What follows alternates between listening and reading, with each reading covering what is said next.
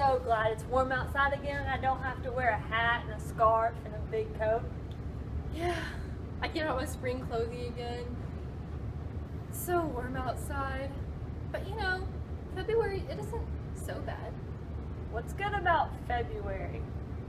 Well, think about it. There's Valentine's Day. Who doesn't love getting a Valentine? And secondly, more importantly even, it's Black History Month. I wonder who started Black History Month.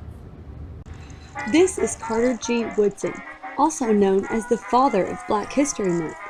Carter Woodson was born in 1875 in Virginia, which is also the home state of George Washington. He was the first son of 9 children. Can you imagine having 8 other brothers and sisters running around?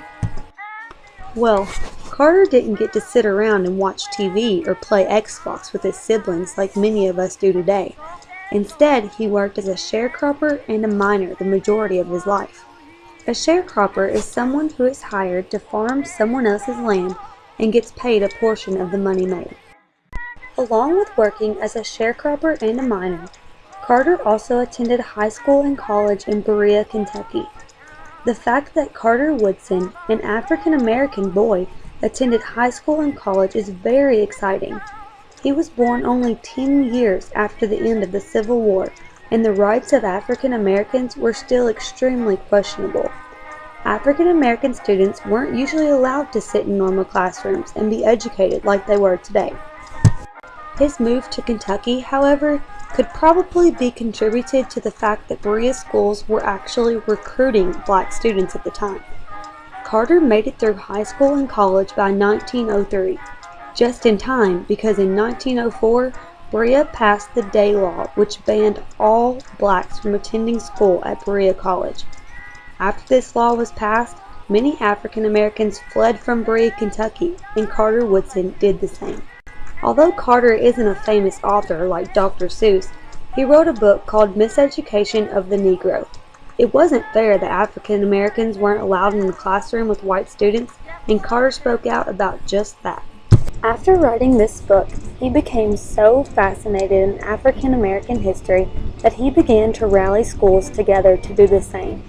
After much effort, Carter and the schools he included created Negro History Week in February of 1926. This would later be called Black History Month. Let's discuss Black History Month or African American History Month. Leading up to the start of Black History Month, some important events had already happened. The 13th Amendment to the Constitution was passed. It stated that no more slavery was allowed unless the people received it as a punishment. This was written in 1864, but it didn't take effect until December of 1865. Abraham Lincoln was a big help to getting this amendment passed. He fought hard for the black and white people to be treated equally. Black History Month was established in 1976.